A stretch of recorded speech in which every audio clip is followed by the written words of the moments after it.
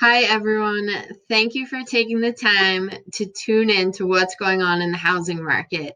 There's a ton of information out there, and it is my job to break it down into what it translates to for our local real estate market. I'm not going to make speculations or talk about what I'm hopeful for, but I'll share what we know today. I posted an article at the end of last week on my business Facebook page, and it was regarding the economic impact housing has on our economy.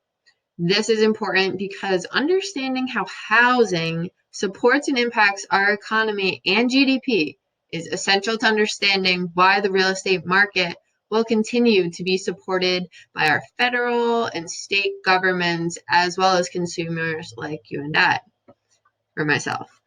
This will further help you understand some of the relief support you will continue to see from the government, as well as increase your confidence in what I'll be chirping about for the next couple of weeks. Uh, and a funny stat I actually saw the other day was there are 18,650 economists, right? And someone was like, and they each have their own opinion. I probably agree with that opinion. But what I do know is that there is no crystal ball.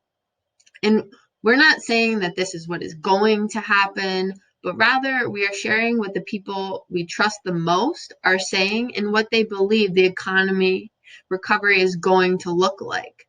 Right now, many economists are confident that the housing construction will actually help lead the way to our economic recovery. If that makes sense.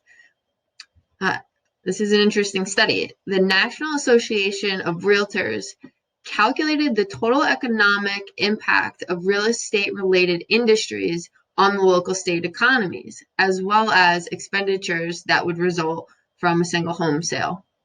That includes like purchasing a chandelier from Howells or Wayfair.com, right? So goes down to that level of detail. So here we have the breakdown of the estimated impact by state. And in Massachusetts, that estimated value is $129,000 for a single home sale. It's a pretty cool fact. And there's much more on this in the article I had previously mentioned. And here we have had a seller's market for quite some time, right? The mortgage interest rates have become significantly more favorable to buyers in the last few months. Here we show the interest rate savings to buyers if they purchase at a lower and more favorable interest rate, right? You can see the 333. And you're looking at almost $70,000 in interest savings over the lifetime of the loan. I use a $500,000 mortgage example here. And I often hear people try to justify when they think they should buy based upon where they think home prices will go in a month or two. This happens all the time. But rather than really have a conversation around where interest rates are at or even where they're headed, you may purchase a home for $20,000 less in 6 months from now, but save $70,000 more. So, I mean, you can figure out the net benefit, right? But there's just too many scenarios to go into, and I'll probably create another video for that a little bit down the road, going at a few different scenarios. And there's still many unknowns that will determine the type and length of the economic recovery we have. We're all thinking about these aspects of moving forward, and that is why many experts have gone back to study the trajectory of our economy after various health crises. They were all ironically V-shaped, right? It was a V-shaped rebound, and I'll show you that on the next slide, what that looks like. In the past week, there's been a number of those 18,000 economists that have made up different types of an economic trajectory. All right, like I mentioned earlier, we're all looking to those who we trust to tell us the type of recovery they are anticipating and planning for, right? Here you can see an example of what this V-shaped recovery looks like from a GDP perspective. You have the actual Q1 estimate there in red. And I don't want to bore you with more little details and tidbits. And I'm going to put on my Captain Obvious hat for just a second. But our housing supply remains to be extremely low. And being in Boston, We see this every year in our local market. There are far more people trying to stay near the city than leave the city and surrounding suburbs. This actually has helped protect home prices the last 2 months, and we'll continue to see this as we ease into the summer and into next fall.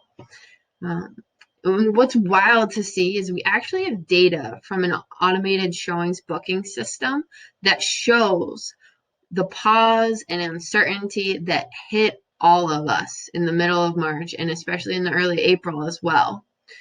And we all remember those first 2 to 3 weeks, and we were all figuring out what we were allowed to do, what we were physically able to do, and what we needed to do for ourselves and for our families. And this certainly impacted the showings traffic and the types of recurring questions I was receiving from my clients. And we ultimately had to make some changes in the way we do business in the state of Massachusetts, and we had to deliver quickly. You know, the reality is homes are still selling every single day, everywhere, and transactions are closing every single day, everywhere. But the hook is we just need to adjust. But there's good news. We have adjusted and will continue to do what we need to do in order to safely serve and support you and your family. No, we absolutely have pivoted, and I will continue to share ways how we are supporting you no matter the circumstances. But now is an excellent time to learn more, plan, or even move forward if that's right for you or your family. The point is, opportunity is out there. It's whether it's the right thing for you or not. And thank you so, so much for taking the time to listen. Hope you made it all the way through. But I hope you are all safe and well at this time. Have a great rest of your day. Peace.